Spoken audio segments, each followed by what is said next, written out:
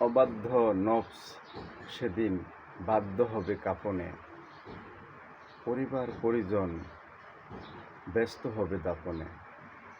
এ কথাটির অর্থ আমরা মানবজাতি হিসাবে, মুসলমান হিসাবে, অন্যান্য ধর্মাবলম্বী হিসাবে সবাই জানি কি। আজকে আমার যে মন, যে প্রাণ, মনের ইচ্ছা আকাঙ্ক্ষা, জীবিত থাকা অবস্থায় যে ইচ্ছাগুলি আমার মনের ভিতরে ঘুরপাক করে, সেই মনকে কোনো রকমে নিজে বাধ্য করে রাখতে পারতেছি না। আল্লাহর হুকুম হাকামগুলি ঠিকমতো পালন করতে পারতেছি না কেন, সেটা নিয়েই সত্য করে আলোচনা করব। ভিডিওটি দেখবেন। আল্লাহ রাব্বুল আলামিন পবিত্র কোরআনে ঘোষণা করেন, কুল্লু নাফসিন যায়িকাতুল মউত। প্রত্যেক জীবিত প্রাণকেই মৃত্যুর স্বাদ গ্রহণ করতে হবে। এ কথাটা চরম সত্য জেনেও আমরা মানুষ এ কথার উপর কখনো চিন্তাই করি না। আজকে আছি আমি, কালকে থাকবো না। আল্লাহ রাব্বুল আলামিন কি উদ্দেশ্যে আমাকে সৃষ্টি করেছেন সেই কথাটা চিন্তা করি না। আমাদের জন্য যে নবী, রাসূল, কিতাব, কোরআন নাজিল হয়েছে, রাসূল পাক সাল্লাল্লাহু আলাইহি ওয়াসাল্লাম আমাদেরকে যে পথগুলিকে সুন্দরভাবে চলার জন্য আদেশ নির্দেশ করেছেন, সেই পথগুলিতে না চলে আমরা দুনিয়ার মতো দুনিয়ার রঙ্গলীলায় ব্যস্ত হয়ে দুনিয়াকে প্রাধান্য দিয়ে পরকালের জগৎকে আমরা ভুলেই গেছি। পরকালে যে আমাদের এত কষ্টদায়ক জীবন, যে জীবনের কোনো শেষ নেই, কিন্তু এই দুনিয়ার জীবনের শেষ ক্ষণিকের জন্য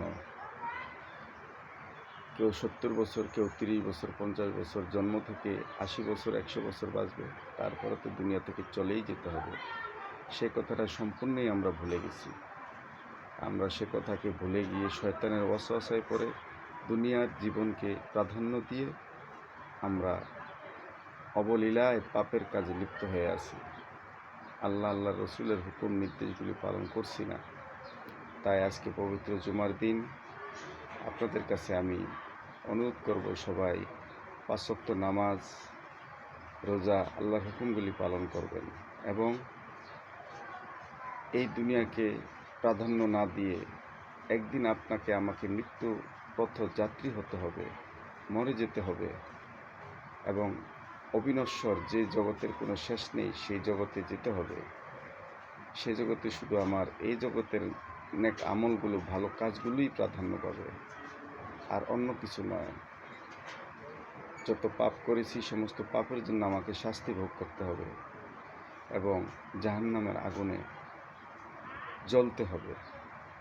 ভিডিওটি লম্বা হয়ে যাবে। আপনারা এই বিষয়ে অনেক কিছু জানেন এবং অনেক আলেম ওলামা ওয়াজ মাহফিলে, বিভিন্ন অনুষ্ঠানে, ইসলামী প্রোগ্রামে এগুলি বলেন, বিভিন্ন হাদিস মাসলা মাসাইল দ্বারা, কোরআনের আয়াত দ্বারা বুঝিয়ে বলেন। আমি সংক্ষেপে একটু বললাম।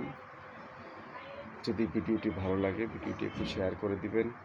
আপনাদের প্রতি আন্তরিক ভালোবাসা রইল এবং দুনিয়ার চিন্তাধারা, দুনিয়ার খেয়ালকে প্রাধান্য না দিয়ে এর সাথে আখিরাতকেও প্রাধান্য দিতে হবে, কেননা একদিন তো আমরা মরেই যাব এবং সেই মৃত্যুকে খেয়াল রাখতে হবে। মৃত্যুর কষ্টকে আমাদের অনুধাবন করতে হবে, না হলে আমরা পাপ থেকে বিরত হতে পারবো না।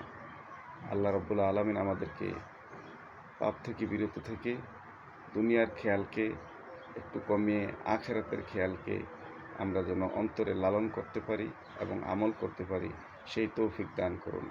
ভিডিওটি শেয়ার করে দিবেন। ধন্যবাদ।